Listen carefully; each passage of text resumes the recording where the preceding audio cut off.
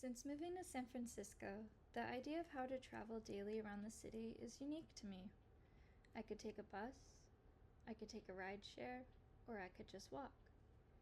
Everywhere I go, I seem to stumble into other people's stories, as if they just needed someone to listen. The first time I took an Uber by myself, I was a bit scared. I normally travel with others as a form of safety, but when I got into the car, I was greeted by a very kind man. He was from a small country in South America.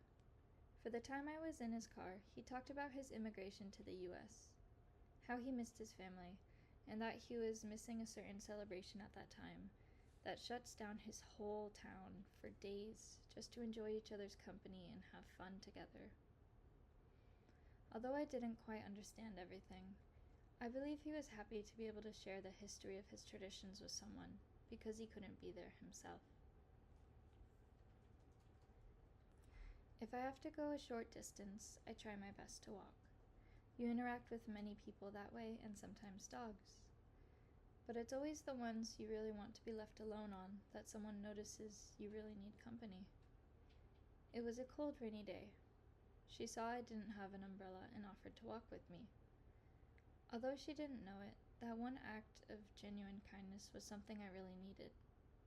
We talked about school and what classes we took, our artist dreams and ambitions. Then she turned away.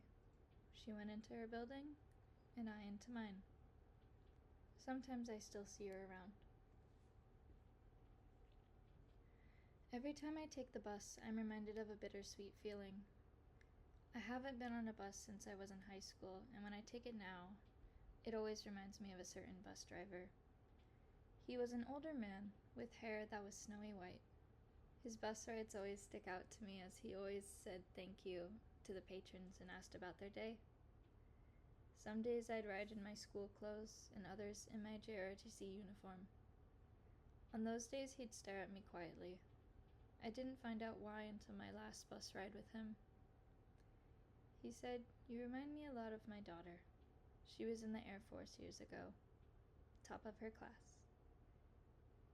He said he hadn't seen her in a long time, and I asked him why. His response is something I still carry with me on every bus ride. He said, "She was shot down in her plane about 15 years ago. But every time I see you in that uniform, I'm reminded that she's still with me."